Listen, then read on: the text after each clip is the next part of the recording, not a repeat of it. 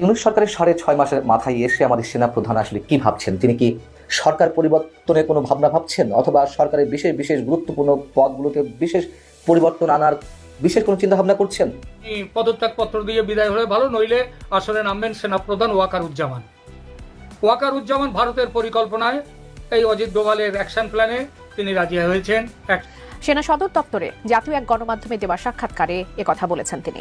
মুক্তি বাহিনীর ওপরে এবার নির্ভর করা যাবে না, সে পরিস্থিতি নেই। এখানেই আসছে ভারতের অ্যাগ্রেসিভ হওয়ার পরিকল্পনা। কিন্তু এটা অজিত ডোভালের 3 নম্বর অ্যাকশন প্ল্যান, মানে লড়াইতে নামা। এটা তো 3 নম্বর অ্যাকশন প্ল্যান। তার আগে আরো 2টো পর্যায় আছে। আগেও বলেছি তার কথা, এবারও বলি। প্রথম অ্যাকশন প্ল্যান হলো মোহাম্মদ ইউনূসকে বিদায়ের ব্যবস্থা করা। তার জন্য এটা হচ্ছে প্ল্যান। তার জন্য কি অ্যাকশন, সেই অ্যাকশন অনেক কিছু আছে, তাকে বলে দেয়া হয়ে গেছে। আপনি এই সময়ের মধ্যে চলে যান, এইটা ডেডলাইন, এর মধ্যে চলে যান। না চলে গেলে আপনার বিপদ আছে, আপনাকেও আইনের মুখোমুখি হতে হবে, আপনারও বিচার হবে। আপনারা যেভাবে শেখ হাসিনার সময় বাংলাদেশে যত খুন ইত্যাদি হয়েছে সবকিছুর জন্য যদি শেখ হাসিনা দায়ী হন, তাহলে এখন যেসব খুনগুলো হয়েছে আপনার আমলে, তার জন্য আপনাকেও দায়ী হতে হবে। শেখ হাসিনা ভারতে চলে যেতে পেরেছিলেন, আপনি তো চলে যেতে পারবেন না। তাহলে ভারতের কাছে আপনি যাবেন না, ভারত আপনার খুব বন্ধু, যাবেন না ভারতের কাছে। তাহলে পৃথিবীর অন্য দেশ কে নেবে না নেবে জানি না, তাহলে আপনাকে থাকতে হবে বাংলাদেশে এবং বিচারের মুখোমুখি হতে হবে। সেই জন্য অজিত ডোভালের প্ল্যান মাফিক ইউনূসকে সময় দেওয়া হয়েছে মার্চের 1st উইক পর্যন্ত, প্রথম সপ্তাহ পর্যন্ত। এর মধ্যে সিদ্ধান্ত নিন, গোছগাছ করে নিন, বিদায় হন। এই বিদায় হতে গেলে আপনাকে স্বেচ্ছায় রাষ্ট্রপতির কাছে যান, পদত্যাগ পত্র দিয়ে বিদায় নিলে ভালো, নইলে আসবে সেকেন্ড প্ল্যান। সেই সেকেন্ড প্ল্যানটা কি হলো? সেটা হলো যে আপনি পদত্যাগ পত্র দিয়ে বিদায় হলে ভালো, নইলে আসলে নামবেন সেনাপ্রধান ওয়াকারুজ্জামান ভারতের পরিকল্পনায় এই অজিত ডোভালের অ্যাকশন প্ল্যানে তিনি রাজি হয়েছেন এক শর্তে। সেটা হলো তার বিরুদ্ধে শেখ হাসিনা কোনো ব্যবস্থা নেবেন না, এইটা তাকে মানে তিনি শর্ত দিয়েছেন। ভারত সেটা শেখ হাসিনার সাথে কথা বলে সে শর্তের ব্যবস্থা করে দিয়েছেন যে হ্যাঁ, মানা হবে। ওয়াকারুজ্জামান আপনারা খেয়াল করেছেন বেশ কিছুদিন ধরে তিনি কিন্তু উল্টো পথে হাঁটছেন। ইউনূসের সঙ্গে দূরত্ব অনেকটাই বেড়ে গেছে তার। আবার অন্যদিকে প্রেসিডেন্ট শাহাবুদ্দিনের সঙ্গে তার যোগাযোগও বেড়েছে। ব্যাপার স্যাপার দেখে সেনাবাহিনীতে ওয়াকারুজ্জামানের বিরোধী হিসেবে পরিচিত ছিলেন যারা, বিশেষ করে ফয়জুর রহমান অ্যান্ড কোম্পানি, তারা কিন্তু হয়তো খেয়াল করেছেন তারা একটু পিছিয়ে গেছেন। কিছুদিন আগে পর্যন্ত বাংলাদেশ সেনাবাহিনীর মধ্যে যে গোষ্ঠীবাজি চলতো, এটা পাকিস্তান গোষ্ঠী, ফয়জুরের গোষ্ঠী, এটা ভারত আওয়ামী লীগের পন্থী গোষ্ঠী ইত্যাদি ইত্যাদি যে ছিল, সেসব খবর নিয়মিত বেরিয়ে আসতো বাইরে, ছাউনির বাইরে। সেটা এখন আর আসছে না। এর একটাই কারণ, সব গোষ্ঠী বুঝেছে দেশের ভবিষ্যৎ এখন ইউনূসের হাতে নয়, পাকিস্তানের হাতে নয়, চীনের হাতে নয়। বাংলাদেশের ভবিষ্যৎ এখন ভারতের হাতে, মোদির হাতে। সুতরাং এর পরেও যদি সেনার তরফে কেউ যদি উড়তে গেলে তার ডানা ছাঁটা হয়ে যাবে। তো যেটা বলছিলাম, ফার্স্ট স্টেপ ইউনূসের স্বেচ্ছা বিদায়, তাকে অফার দেওয়া হয়েছে পদত্যাগ করে দেশ ছাড়ার। তিনি রাজি না হলে সেকেন্ড স্টেপ, ওয়াকারুজ্জামান তাকে ধরে নিয়ে আসবেন, তাকে হয় ভেতরে ঢুকিয়ে দেবেন, উপদেষ্টা পরিষদ ভেঙে দেবেন রাষ্ট্রপতি, ক্ষমতা নিজের হাতে তুলে নেবেন রাষ্ট্রপতি, দেশব্যাপী কারফিউ জারি হবে, সেনা ছড়িয়ে পড়বে। এবার বাইরে 1-2 জন বেরোতে গেলেই তখন গুলি চলবে। সুতরাং কারফিউ ভেঙে আমাদের একটা ইয়েতে শুনছিলাম, সম্ভবত নুরুল কবির সাহেবের ইন্টারভিউতে তিনি প্রশ্ন করছেন যে আপনি কি করে পালিয়ে গেলেন, যখন আপনি প্যারিস চলে গেলেন বাংলাদেশ ছেড়ে জুলাই মাসে, কিভাবে গেলেন, তখন তো কারফিউ চলছে। তার উত্তরে তিনি বলেছিলেন আমি কারফিউ ভেঙে চলে গিয়েছিলাম। হ্যাঁ, কারফিউ ভেঙেই যেতে হয়েছিল।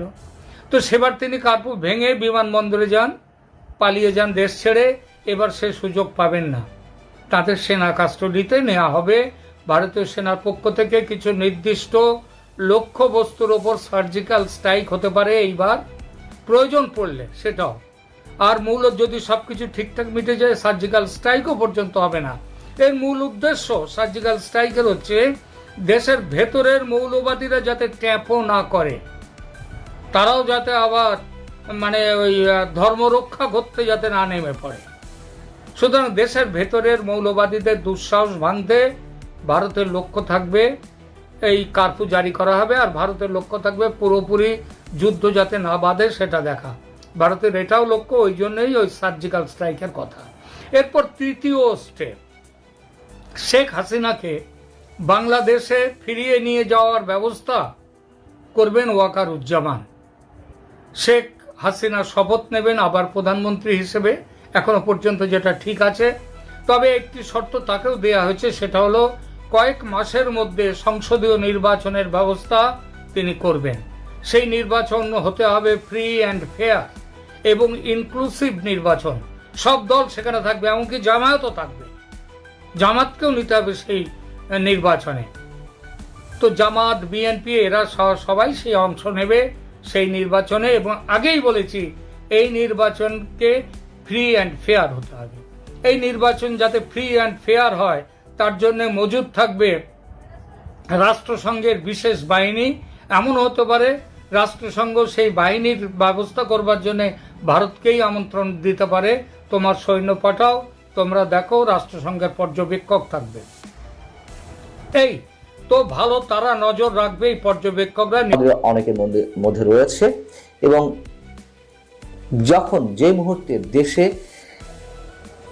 ডাকাতি, সন্ত্রাস, চাঁদাবাজি, ধর্ষণ ব্যাপক আকারে বেড়েছে, সেই জায়গা থেকে এমন প্রশ্ন আসতেই পারে এবং সেগুলোকে সামনে নিয়ে এসে ভারতের একটি গণমাধ্যম দ্য ফেডারেলে একটি লেখা প্রকাশিত হয়েছে। লেখাটি লিখেছেন ভারতের প্রখ্যাত সাংবাদিক, বিবিসিতে যিনি কাজ করেছেন দীর্ঘদিন, সাংবাদিক সুবীর ভৌমিক, যাকে আমরা অনেকেই প্রো আওয়ামী লীগ সাংবাদিক হিসেবে ট্রিট করে থাকি। তো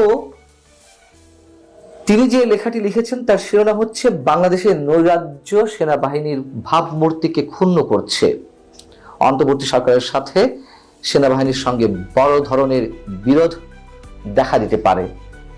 এবং সাবটাইটেলে যে লাইনটি দেওয়া আছে সেই জায়গা থেকে আমি বলছিলাম যে সরকার পরিবর্তনের কোনো ভাবনা নাকি বিশেষ কোনো পদের পরিবর্তনের ভাবনা। তিনি যে ওয়ার্ডগুলো ইউজ করেছেন তাতে আসলে একটু কনফিউজিং।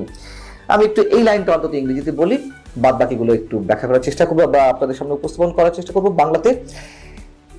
তিনি সাবটাইটেলে বলছেন যে there seem to be indication that the army chief may be considering a change at the top in Dhaka to stop the chaos and hold national election. এটাই লেখা। তো সুবীর ভৌমিক প্রথমে বলছেন যে তিনি তার বিশ্বস্ত সূত্রের মাধ্যমে জানতে পেরেছেন যে ইউনূস প্রশাসন আসলেই অংশগ্রহণমূলক অবাধ সুষ্ঠু নির্বাচন দেবে কিনা তা নিয়ে যথেষ্ট সন্দেহের মধ্যে রয়েছেন সেনাপ্রধান জেনারেল ওয়াকারুজ্জামান। শেখ হাসিনা সরকারের পতনের পর দেশে সামরিক আইন জারি হতে পারত এবং বাহিনীর ভিতর থেকে কিংবা বাইরে থেকে বিষয়টি এমনভাবে তুলে আনা হয়েছে যে দুদিক থেকে নানান ধরনের চাপ ছিল সেনাবাহিনী সেনাপ্রধানের উপরে সামরিক আইন জারির বিষয়ে, কিন্তু তিনি তা করেননি। কারণ তার যে তিক্ত অভিজ্ঞতা রয়েছে সেটি জেনারেল এরশাদের শাসন কিংবা জেনারেল জিয়াউর রহমানের শাসন, যেটিকে মানুষ সহজভাবে এখনো মেনে নিতে পারে না। এবং সর্বশেষ 1/11-এর সময় সাবেক সেনাপ্রধান মইনু আহমেদের যে ভূমিকা সেটিও মানুষ সহজে মেনে নিতে পারে না। এবং সারা বিশ্বের সামরিক যে শাসনগুলো চলেছে বা চলছে এগুলো ধিকৃত হয়েছে, নিন্দিত হয়েছে। সেই জায়গা থেকে জেনারেল ওয়াকারুজ্জামান এ বিষয়ে ন্যূনতম কোনো ধরনের ইন্টারেস্ট ফিল করেননি এবং তিনি শক্ত হাতে এই বিষয়গুলো নিয়ন্ত্রণ করার চেষ্টা করেছেন যাতে সেনা শাসন না আসে। এখন কি অবস্থায় সেনাপ্রধান এই ধরনের ভাবনা ভাবতে পারেন সরকার পরিবর্তনের অথবা সরকারের শীর্ষ পদগুলোতে বিশেষ পরিবর্তন আনার যেটা প্রথমে বলছিলাম, বিশেষ করে আইন শৃঙ্খলা জগতে যে ভয়ঙ্কর সংকট সবার সামনে, সেটা তো রয়েছেই। তারপরে এসে 5 ফেব্রুয়ারি বুলডোজার দিয়ে ছাত্র জনতার নামে যে একটি উগ্রবাদী গোষ্ঠী ধানমন্ডির 32 নম্বরে বঙ্গবন্ধু ঐতিহাসিক বাড়িটি গুড়িয়ে দিল, সেখানে সেনাবাহিনীর ভূমিকা নিয়ে অনেকের মনে প্রশ্ন রয়েছে। সেনাবাহিনীর কিছু সদস্য সেখানে গিয়েছিলেন, তারা মাথা নত করে চলে এলেন, চুপচাপ চলে এলেন, বা নীরব দর্শকের ভূমিকা পালন করছিলেন। কেন নীরব দর্শকের ভূমিকা পালন করছিলেন? তারা কি ইচ্ছা করলে বাধা দিতে পারতো না? এরকম অনেক প্রশ্ন মানুষের মধ্যে রয়েছে। সেই বিষয়টি এখানে তুলে আনা হয়েছে যে এটির কারণে সাধারণ মানুষের যে সেনাবাহিনীর প্রতি তুমুল একটা আস্থা, যে কোনো অবস্থায় যে কোনো বিশৃঙ্খল পরিস্থিতি থেকে দেশকে উদ্ধার করতে সক্ষম বাংলাদেশ সেনাবাহিনী, সেই বিশ্বাসের জায়গাটিতে চির ধরেছে। সেনাবাহিনী সম্পর্কে মানুষের আস্থা দুর্বল হয়ে উঠেছে এবং জাতিসংঘের বিষয়ে কেউ কেউ প্রশ্ন তুলেছেন বা প্রশ্ন তুলছেন, যেখানে নিজের দেশের এই ধরনের অরাজকতা সেনাবাহিনী প্রতিরোধ করতে পারে না, সেখানে জাতিসংঘের শান্তিরক্ষী মিশনে আমাদের সেনা সদস্যরা কতটা শান্তি রক্ষা করতে পারেন, এই প্রশ্ন অনেকে মনে উঠেছে। সেই জায়গাটি এনে এখানে বলা হচ্ছে যে জেনারেল ওয়াকারুজ্জামান শুধু যে প্রতিশ্রুতি দিয়েছিলেন শেখ হাসিনা সরকার পতনের পরে 5 আগস্ট তিনি তার উপরে আস্থা রাখতে বলেছিলেন এবং তিনি যত দ্রুত সম্ভব